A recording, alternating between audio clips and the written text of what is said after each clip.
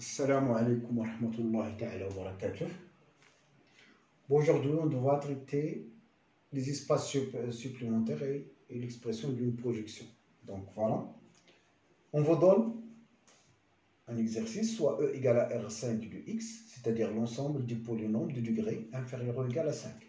F égale l'ensemble des polynômes P appartiennent à E, tel que pi de 1 égale pi de 2 égale à 0, c'est-à-dire 1 et 2 sont les racines de P. Montrer que F est un sous-espace vectoriel de E.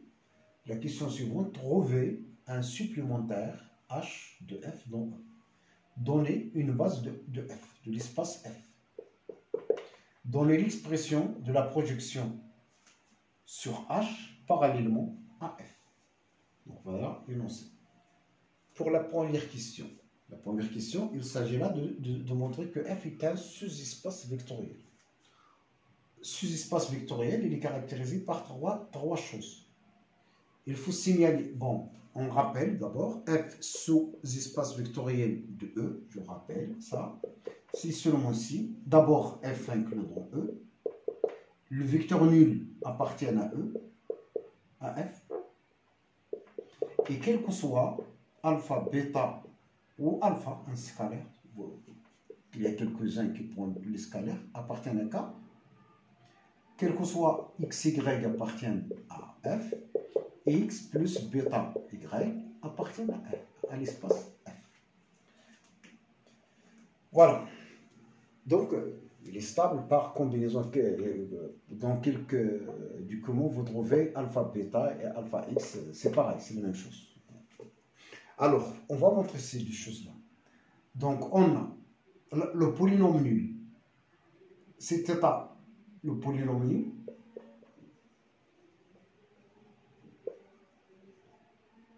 Il est clair que θ2, 1, égale à θ2, 2, égale à 0, comme pour tout élément de K. N'importe quel élément du nul. Donc, θ, il appartient à F. F, il est clairement qu'il est inclus dans E par définition. C'est l'ensemble des éléments qui appartiennent à E tels que. Et on considère alors soit alpha appartient au corps, R, le corps de base, et soit PQ appartient à F, c'est-à-dire là que pi de 1 égale à pi de 2 égale 0, et Q de 1 égale à Q de 2 égale 0. Donc, alpha P plus alpha Q, appliqué par exemple à 1, c'est alpha, c'est P de 1 plus alpha fois Q de 1. C'est P de 1 c'est 0, Q de 1 c'est 0, donc c'est 0 plus alpha fois 0 qui est égal à 0. Donc, pareil pour l'autre élément. C'est la même chose pour alpha plus Q de 2. Et encore 0, d'où alpha P plus alpha Q appartient bien à F. Donc, on a les trois conditions sont réalisées. Donc, effectivement, F est un sous-espace vectoriel de E. Je passe maintenant à la question qui nous intéresse beaucoup, c'était de trouver un supplémentaire de F dans E. Donc, on va faire une petite analyse. Si un polynôme P appartient à F, ça signifie que pi de 1 égale à 0 et pi de 2 égale à 0. C'est seulement si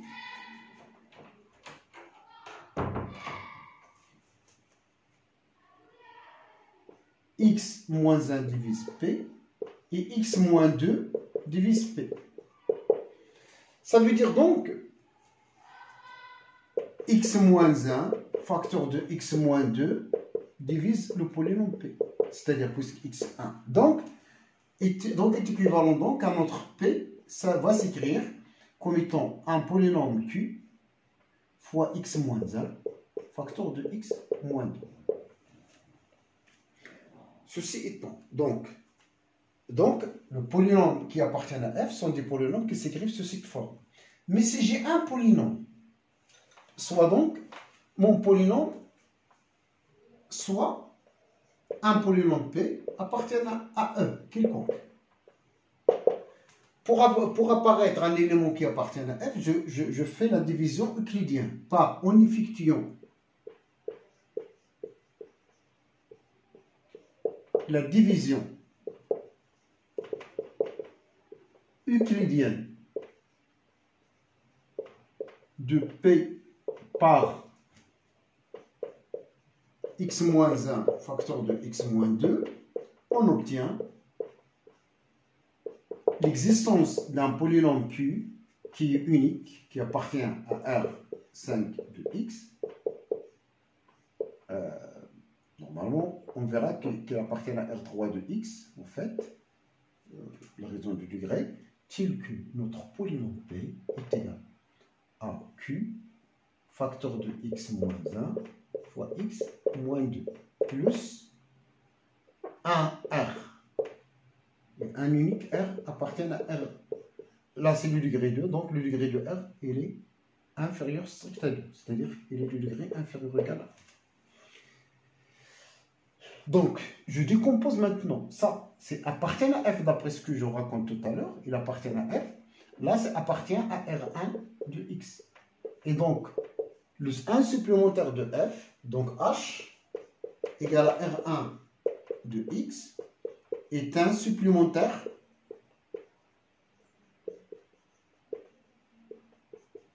sous réserve à montrer que l'intersection égale à 0, qui est facile. Est un supplémentaire de F sur l'espace entier. Donc E est égal à F plus R1 de X. Là, je peux montrer que l'intersection est égale au polynôme nul. Je peux directement dire qu'il s'agit bien d'une décomposition unique puisque j'ai unicité de ça, d'un élément qui appartient à F, et donc unicité de R. Oui, les deux à la fois, en même temps. Unicité du 2. Donc, la décomposition est unique, et donc, effectivement, c'est un supplémentaire. Donc, je trouve alors le supplémentaire de F. Maintenant, je passe à la quatrième, à une base de F.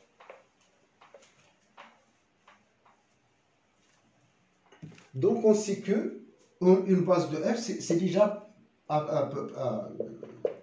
approximativement trouver une base, normalement. F, c'est l'ensemble des polynômes tout à l'heure. D'après l'analyse de tout à l'heure, du polynôme Q, qui x-1 fois x-2, tel que Q appartient à R de x. Mais je sais bien que cet élément est du degré inférieur ou égal à 5. Donc le degré de Q ne dépasse pas 3, car j'ai déjà dit. Le degré 2, donc pour au maximum 5, donc le degré de Q ne dépasse pas 3, donc appartient à R3 de X.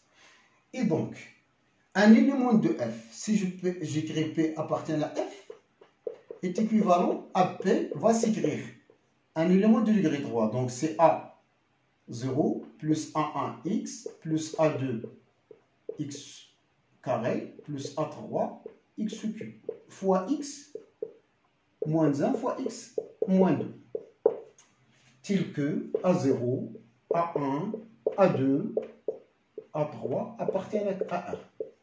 Ce qui est équivalent donc à P va s'écrire comme étant la combinaison de A0 fois x moins 1 fois x moins 2, le premier élément de la base, plus A1 x facteur de x moins 1 facteur de x moins 2, plus A2 x au carré, x moins 1, x moins 2, plus A3, x au cube, x moins 1, x moins 2.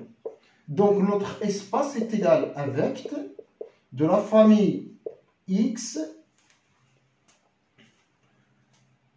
moins 1 fois x moins 2, x facteur de x moins 1 fois x moins 2, x au carré facteur de x moins 1 fois x moins 2, x cube facteur de x moins 1 fois x moins 2. Donc les éléments de l'espace, c'est la famille génératrice de cet espace, c'est ça.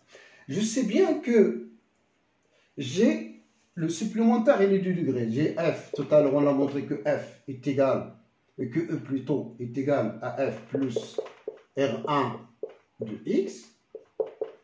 Et les 2 dimensions 2, de dimension 5 et ça de dimension 3. Et là, c'est une famille génératrice ayant 3 éléments qui égalent à la dimension. Donc, effectivement, c'est une base. Donc, c'est inutile d'aller montrer qu'elle est libre. Voilà, il nous reste maintenant à déterminer l'expression de la projection sur H parallèlement à F. J'ai maintenant ma projection, elle est définie de E vers E, c'est un endomorphisme. Donc, j'ai E, il s'écrit comme étant F plus H. Donc, un polynôme, je l'appelle Q. À un polynôme P, je lui associe quelque chose que je ne connais pas. Donc, avant, il faut décomposer. Donc, je fais la projection sur H. Donc, j'effectue alors, donc l'image d'un polynôme P, c'est R, avec R, le reste de la division de P par x moins 1 tout à l'heure fois x moins 2.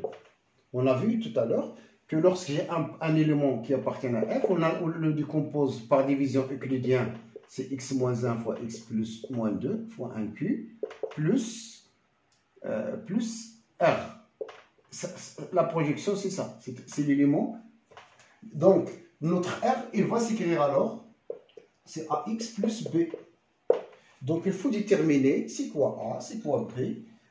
Donc, on ne pose pas de problème. Donc, je pose alors mon polynôme P, c'est Q fois x moins 1, facteur de x moins 2, plus AX plus B.